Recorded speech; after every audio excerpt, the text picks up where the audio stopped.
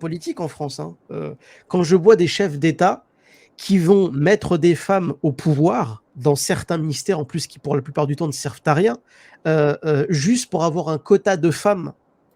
Ah oui, vous avez vu, j'ai rajouté le tafsir d'Ibn Kathir du verset 434 là, d'Araba, là. Parce que dans le tafsir, il rajoute un hadith du prophète bien connu. Le prophète, il a dit, un peuple ne saurait prospérer s'il est gouverné par une femme. Donc déjà, tu vas parler, Mahdi, de faire l'illusion qu'on met des femmes au pouvoir en Occident, alors que déjà en islam, c'est même pas la peine d'y songer. Mais alors, écoutez bien, voilà, en quoi, écoutez bien ce qu'il va dire. En quoi nous, on est misogyne de mettre des femmes au pouvoir. Ça, Mahdi, là, tu t'enfonces, mais là, tu te tires une balle dans le pied. Là. Je vous laisse écouter, profiter de la séquence, vous allez voir. Merci. Et de dire, mais regardez, on est tellement progressiste, nous, en France, qu'il y a des femmes au sein du gouvernement, qu'il y a des femmes chefs de parti, qu'il y a des femmes blablabla, etc. Alors qu'on sait en réalité, et wallahi que tout le monde le sait, que ceux qui font la politique depuis la nuit des temps, même en France, ce sont des hommes. L'Angleterre, par exemple.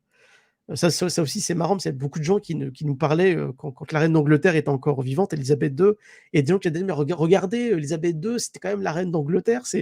Mais tout le monde savait que la famille royale en Angleterre ne fait plus de politique, ne gère plus la politique. C'est fini. Tout se fait maintenant par les lords dans la chambre des lords. C'est eux qui font la politique dans le pays. C'est le premier ministre du pays qui fait la politique du pays.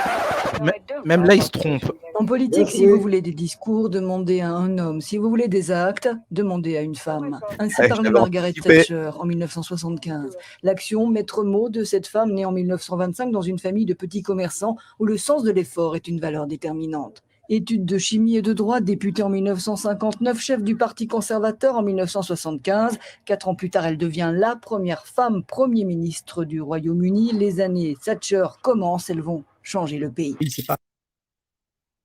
Oh là là, Mahdi, oh là là, c'est une catastrophe ce mec.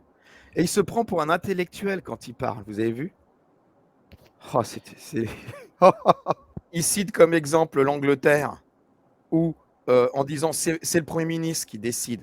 Bam, oh punaise. Non mais le niveau... Qui nomme le Premier ministre d'Angleterre? Il vient de se faire exploser en plein vol, le Mahdi, avec cet argument. C'est pas la chambre des lords. Et quel est le rapport avec la misogynie en islam que de parler des femmes de pouvoir, ou plus ou moins au pouvoir en Occident déjà? Le mec vient de se gaufrer lamentablement, et on ne sait même pas où il va en venir en nous parlant des femmes de pouvoir en Occident, alors qu'en islam, ça n'existe pas. Alors, vous allez voir, c'est pas fini. Vous allez voir à quel point il se tire dans le pied en voulant aborder ce sujet-là. Là, je n'ai pas compris ce qui lui arrivait. Hein. C'est pas la reine d'Angleterre. Merci Myriam. Merci Mahdi pour ta chaîne. qu'Allah te récompense. Amin Nourti, un grand merci à toi ma soeur. Merci. Très gentil. On sait qu'en Angleterre, c'est pas la famille royale qui fait la politique, c'est pas la reine d'Angleterre qui fait la politique. Il faut être débile pour ça. Nous, on a des cas d'ailleurs très concrets en France avec le Front National. Le Front National, il y a des gens qui ont dit ouais super, Jean-Marie Le Pen a dégagé, c'est sa fille qui est devenue présidente du Rassemblement National. Tout le monde savait que ce sont les conseillers de Marine Le Pen qui faisaient sa politique. C'était Louis Alliot, Florian Philippot quand il en faisait encore partie, et c'était Gilbert Collard. Hein, c'est Gilbert Collard, Louis Alliot, et c'est eux qui faisaient la politique de son parti. C'est eux qui ont permis d'ailleurs au Rassemblement National d'avoir été diabolisé. C'est à eux qu'on doit ça.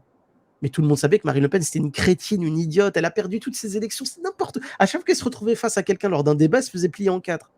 Parce qu'en réalité, la politique, c'est pas un truc de femme, si vous voulez.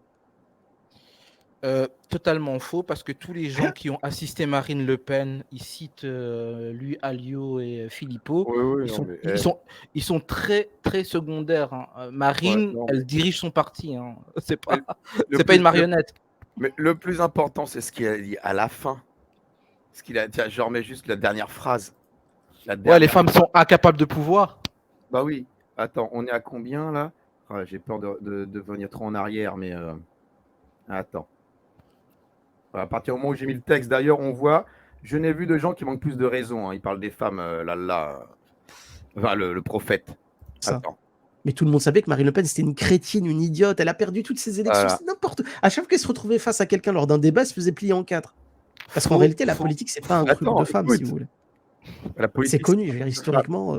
C'est l'homme qui façonne le monde. Ah, voilà. Simplement, c'est une question en France, le summum de la misogynie, de l'irrespect des femmes, c'est d'avoir fait croire aux femmes qu'on les mettait en avant sur la scène politique parce qu'elles étaient des femmes et qu'elles étaient brillantes. Pas du tout. En réalité, les femmes sont des pions.